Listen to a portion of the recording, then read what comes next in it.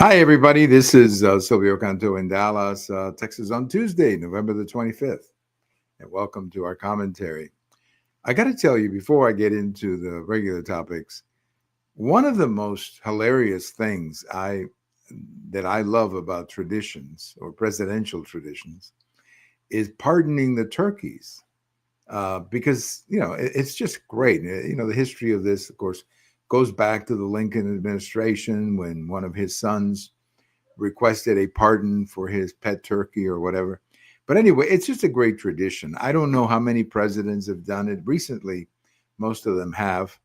I remember when President Reagan one time had a turkey that got out of hand and was flapping his wings and creating a lot of commotion. But I thought today's ceremony went down pretty well with these two pardons for these two turkeys by President Trump. And then when he went back to the auto pen and Biden and the pardon, I thought that was hilarious to say the least. So I love this tradition of the pardon, the turkey pardon. I think it's great, and I just love it. It's a great tradition.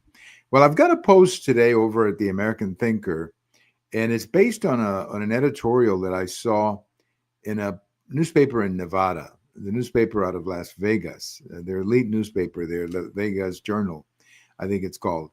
And it has to do with, more and more parents simply getting out of public education, getting their kids out. And they're basically getting out into homeschooling. More and more parents are doing that. In fact, 10% of the kids now in the United States, primarily in the red states, are doing homeschooling. That's a lot of kids when you think about it, 10%.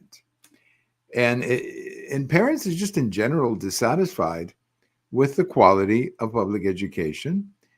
I think there's just a sense of, hey, these people are not helping us. They're not really educating our kids. They're not doing a good job of that. And you know what? When you look at the stats, and especially the stats of graduation and who can read and write, I mean, look at Chicago. Look at Chicago. I point out in my post that there's a lot of travel expenses on the part of the teachers union in Chicago, but when you look at their results, the number of kids who can read and write is less and less, and frankly you have to wonder, what are they doing? Now, it's not fair to blame it all on the teachers or the district. Okay, they get a lot of blame, but I don't think it's completely fair. I think in many of these cases you're also seeing a breakdown of the family structure. You don't have the kind of family support for education that maybe they had in a different generation. So I think that is a factor, the breakdown of the family and the fact that you don't have that, that family pushing educational standards on some of these kids. But it's just horrific when you look at the stats.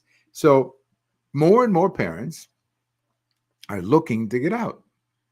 Then you have this story today about the school, I think it's in Colorado. They take a trip, one of these school trips that they take, whatever they call them, where the kids go away for a couple of days and they sleep in different places together. And, we've all done that. We've all done that in school, the trips. So I guess these are like teenagers and girls, 13, 14 years old, that range. Now, a 14-year-old young woman is usually, at a sensitive age when it comes to sexuality and all of that. So this young woman calls her mother from, I guess, the trip or when she got back home and says, "Mom, my roommate was a trans girl," meaning a biological man who, pretends that he's a woman. And that was my roommate, and we slept in the same bed. Now that to me is unbelievable. And the fact that the parents were not told that, the parents were not told ahead of time, look, there are a couple of kids in this group who are trans or whatever they want to call them. And we just want to let you know that if you have any trouble or any concern about sleeping in the same bed, please tell us now, and we'll make sure that this doesn't happen. Well, no, they didn't call the parents. They just, I don't, they just went. And next thing you know, you have a young 14, I guess, year old girl sleeping with a 14-year-old male pretending to be a woman. And the parents are not happy. They shouldn't be happy. This is a lack of respect for their parental authority. That's what this is. And so I guess the parents are going to sue, and I hope they win. And I hope that, I guess there's more than one, by the way. There's more than one incident like this. And I hope the parents win, and I hope they completely clean out the district, because this is the kind of outrage that, this kind of goes back to my article today over at the American Thinker, where I say, hey, look, guys, this is not supposed to happen. And if you're going to do this, you might as well get permission from the parents before you go. Permission, like, is it okay for your daughter to sleep with a trans, whatever they call them? And again, a trans is a biological man who thinks he's a woman. Let's stop playing games, okay? Let's stop playing games. He's a man who thinks he's a woman. And so, again, the idea that this is happening with school kids and that the parents were not involved or notified, and they found out later when the young girl talked to her mom, I think this is an outrage. I really believe this is an outrage. And I hope, as I said before, I hope somebody files a huge lawsuit, and I hope they clean out the district. And maybe the parents should be given part of the money to pay for their own schooling, and get these kids out of that district. I mean, that is absolutely wrong, to use basically pre-teenagers or early teenagers as in your little political crusade. I mean, come on, that is unacceptable. I think most parents would have reacted the same way the parents of that young woman reacted. So I hope they do a huge lawsuit and they clean out the district, and then they take the money from that lawsuit and give it to all the parents and say, hey, guys, go pay for your own schooling. I'm sure there's lots of options in the community for that. So incredible. I've got a post coming out tomorrow talking about what's going on in Mexico. In Mexico, they're literally blocking the streets, basically the highways, not the streets. But of course, when you block the highways, eventually you're going to, impact the street traffic as well. And they're blocking some of the major highways in Mexico. If you're familiar with Mexico, there are several highways that lead to Mexico City. From the north, Querétaro, from the south, Puebla, and then there's others. And those highways have tremendous commercial use. If you've ever lived in Mexico City or you're familiar with Mexico City, very early in the morning, like at 3 or 4 o'clock in the morning, you see these huge trucks bringing vegetables and food supplies. Then they go to this market where they get distributed, of course, throughout the whole city. So, these food trucks come from these highways. And they decided to shut down the highways. These are truckers, farmers, and they basically have three concerns. They have three concerns that they feel the government is not addressing. Number one, insecurity. What do I mean by that? Well, the highways are not safe. These trucks are being attacked, they're being robbed, and these drivers, of course, are worried about their own safety. So that's the big problem, insecurity. They want their truck drivers to be protected. Where is the police? Where are the authorities? That's what they're asking. Why are the highways so unsafe? So that's number one. Number two, they fear extortion, which is now becoming a real problem in some of the outlying areas in Mexico, the rural areas, where there's a lot of extortion, and that's how they get money from you. And again, where's the government? Nobody knows. The last point is an interesting one, because they say the government is not paying them on time. Apparently, the government has a cash problem and is not paying their suppliers on time. So these people are not getting their money on time, and they're angry about that. Apparently, they're going to start fixing that. But in the meantime, many of these truckers and independent farmers and independent truckers, look, they need money to work like anybody else. They got to get paid.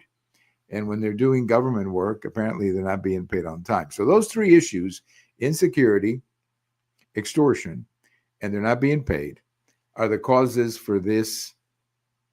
Rebellion is a strong word, but let's just say there's a lot of people blocking. I'm not sure if rebellion is maybe too strong, but there's a lot of angry people who are blocking the highways. And that's creating problems in Mexico City as well, as I mentioned. They're not blocking in Mexico City, but clearly the avenues of the main highways coming into Mexico City, that's a huge problem. So there's a lot of stuff going on in Mexico with respect to this problem of insecurity. And it's beginning to impact the government because the government looks completely helpless. They don't seem to have the ability to deal with it. They don't seem to have the ability to help people with this insecurity problem. And that's creating a lot of concern, a lack of leadership. And people are just looking at the government and say, what are you doing? Why aren't you protecting us? Well, it's become a real political problem down there. And I know when we got together on Sunday night, we spoke with Alan Wall about this. We have that interview a couple of videos down. And we're going to be doing an interview soon, sometimes in the next few days after Thanksgiving, probably, with a friend of mine who lives in Mexico City who's very familiar with all of this. So we'll be talking to him. He's got personal experience of what's going on. So it's just, you got to keep an eye on Mexico. Got to keep an eye on the political stability in Mexico, because right now things are a bit unstable south of the border. Just trust me when I say that. A couple of things to remember on this day in history, November 25th. Joe DiMaggio, the great Joe DiMaggio, was born on this day in 1915 or 14. He passed away in 1999. DiMaggio, one of the great hitters of all time, one of the great Yankees of all time. We always remember DiMaggio for the 56-game hitting streak, where he hit the ball. He had a base hit in 56 consecutive games. I mean, you're talking about a master of consistency at that level. When you get a base hit in 56 consecutive games facing the best pitching in the world, man, that's a master. That's all I can tell you. That is one heck of an achievement. And we also remember another great guy by the name of Wlliam F. Buckley, who was born on this day in 1926. He passed away in 2008. Today would have been his 100th birthday. And, Wlliam F. Buckley, the great conservative intellectual, many of us remember his show on TV, The Firing Line. It was kind of it was difficult to watch sometimes because it was a little slow, but Buckley had a great sense of humor, tremendous sense of humor. And that's the part that I love more than anything else. So Wlliam F. Buckley, born on this day, 1925, 1925, would have been 100 today. He died in 2008. And Joe DiMaggio, who was born on this day in 1914 and passed away in 1999. Two of the big ones of our politics and sports over the last 100 years. Thank you for listening. This is Silvio Canto in Dallas. We're going to do our conversation with Frank Burke about Thanksgiving on Wednesday. So I promise you, it's always good when we get together with Frank, and he's got a surprise. He's going to read something, and it's always a lot of fun when he joins us. So we'll have that one up on Wednesday for the Thanksgiving holiday coming up on Thursday. Have a great day, everybody. This is Silvio Canto in Dallas.